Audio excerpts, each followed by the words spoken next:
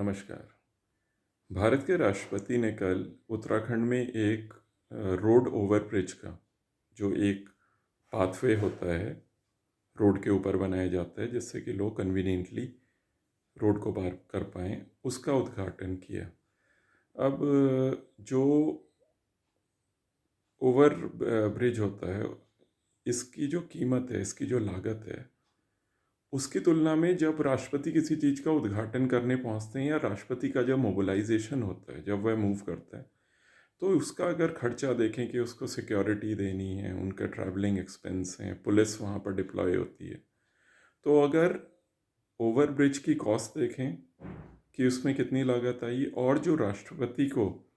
Mobilise करने में, जब राष्ट्रपति दिल्ली से चले और वे उत्तराखंड तक पहुँचे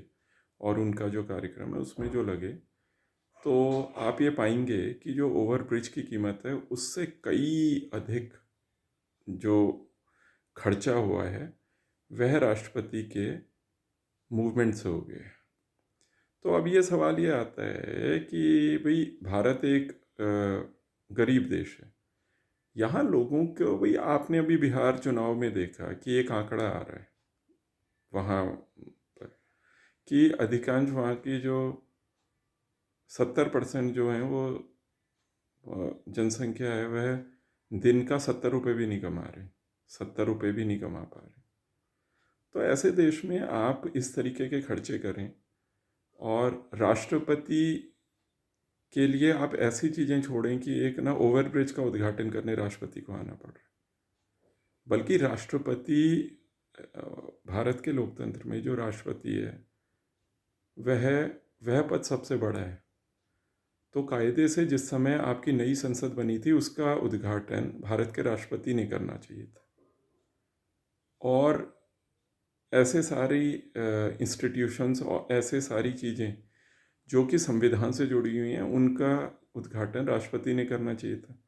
लेकिन राष्ट्रपति किन चीज़ों का उद्घाटन कर रहे हैं, जैसे ये ओवर ब्रिज है। तो देखिए, किसी पद की कुछ वो होती है, डेकोरम होता है कि उसने क्या उद्घाटन करना उसके लिए शोभनीय है, क्या नहीं है। अब जो इस समय वर्तमान प्रधानमंत्री हैं, उन्होंने कुछ ऐसी परिपाटी चला दी है कि वे किसी के लिए कोई चीज़ उद्घाटन के लिए छोड़ते ही नहीं। जो प्रधानमंत्री बसों को हरी झंडी दिखाने को तैयार है, तो वहाँ पर हमारे को ये सोचना पड़ेगा कि हम किस तरीके से अपने लोकतंत्र को चला रहे हैं। यहाँ बहुत अलग तरीके से चीज़ों को किया जा रहा है जो कि गलत है, पैसे का नुकसान है। धन्यवाद।